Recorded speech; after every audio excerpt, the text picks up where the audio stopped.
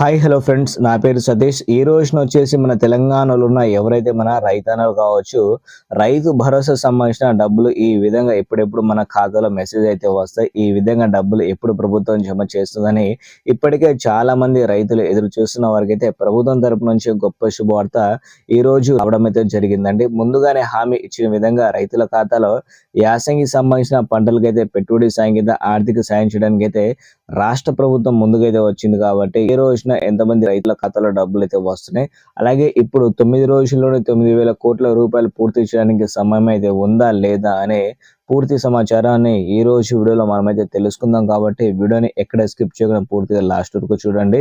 అలాగే రైతన్నలు కావచ్చు, మీకు రైతు భరోసా సంబంధించిన డబ్బులు వచ్చి ఉంటే మాత్రం ఈ విధంగా మీకైతే మెసేజ్లు అయితే వస్తున్నాయి. కాబట్టి దేని గురించి కూడా మనమైతే పూర్తి సమాచారం తెలుసుకుందాం. వీడియోని లాస్ట్ వరకు చూడండి. కొత్తగా చూస్తున్న వాళ్ళు ఎవరైతే ఉంటారో తప్పకుండా వెళ్ళి మన ఛానల్ అనేది మీరైతే వెళ్ళి సబ్స్క్రైబ్ చేసుకోండి, ఓకేనా? సో ఇప్పుడైతే లేట్ చేయకుండా వీడియోని స్టార్ట్ అయితే చేద్దాం. చిన్న లైక్ అయితే ఇచ్చేయండి.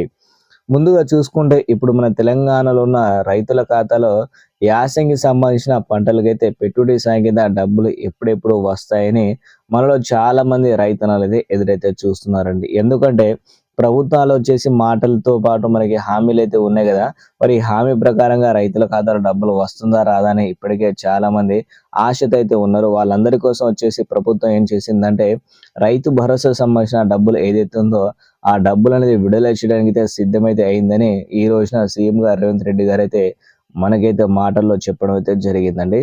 సో ఏది ఏమైనా సరే ఇప్పుడు హామీ ఇచ్చిన విధంగా రైతుల ఖాతాలో డబ్బులు అనేది వచ్చేస్తున్నాయి. కాబట్టి మీరు కూడా ఎలాంటి ఇబ్బంది పడాల్సిన అవసరమైతే లేదని ఈ రోజున మన వ్యవసాయ శాఖ మంత్రిగా తుమ్మల నాగేశ్వరరావు గారు ఈ రోజు 18వ తారీఖు ఫిబ్రవరి రోజున చెప్పడం అయితే జరిగిందండి.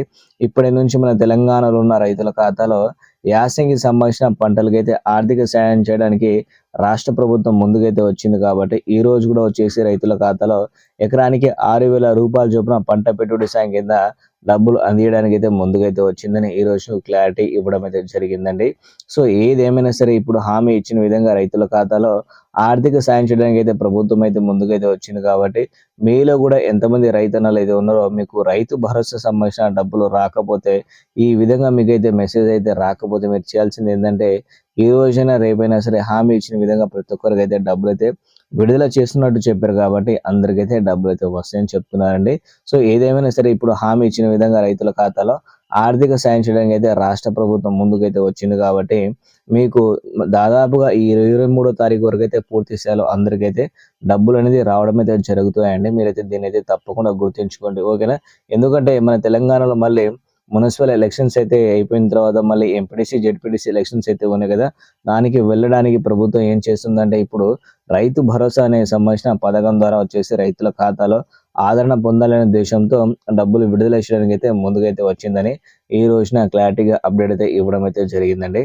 సో ఏదేమైనా సరే హామీ ఇచ్చిన విధంగా రైతులకైతే డబ్బులు అనేది విడుదల చేయడానికి అయితే ప్రభుత్వం అయితే సిద్ధమైతే అయిందని ఈ రోజున క్లారిటీగా అప్డేట్ అయితే తెలిసిందండి.